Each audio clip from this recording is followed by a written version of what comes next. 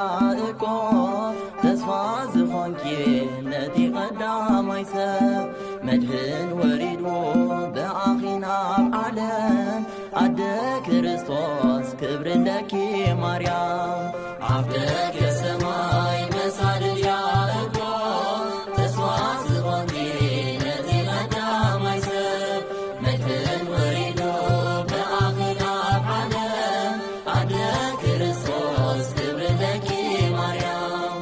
ኣብ ደገ ሰማይ መሳልል ያዕቆብ ተስፋ ዝኮንኪ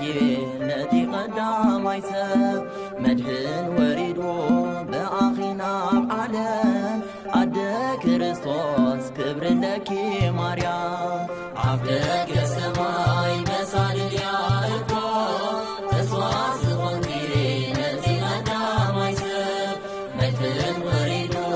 ብኣኺና ኣብ ዓለም ኣደ ክርስቶስ ክብርለኪ ማርያም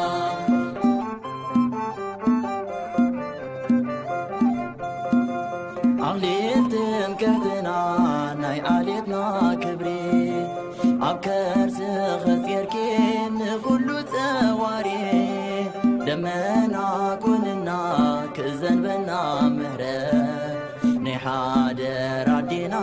ሓብቶም ንመላእ ኣብ ደገ ሰማይ መሳልል ያዕቆብ ተስፋ ዝኮንኪ ነቲ ቀዳማይ ሰብ መድህን ወሪዱ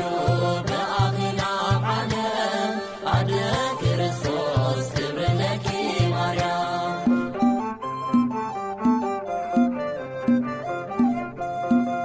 ጽልኢ ኣብኪዑዩ መንደቑ ፈሪሱ ብፍረ ማፀንኪ ዘመን ተሓዲሱ ውዳሴ ክለና ዝፍልፍል ካብ ልቢ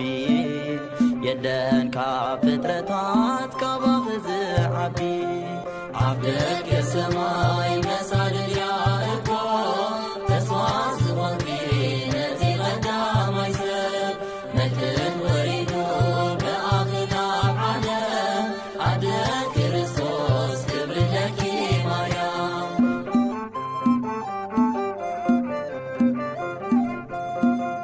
ሽግርና ክውገን ንኽባረኽ ቤትና